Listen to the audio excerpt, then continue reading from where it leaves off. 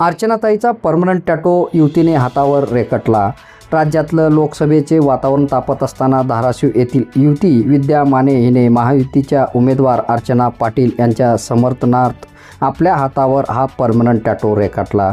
राज्यातील लोकसभेच्या पहिल्या उमेदवार आहे त्यांच्या समर्थनार्थ परमनंट टॅटो काढण्यात आला आहे।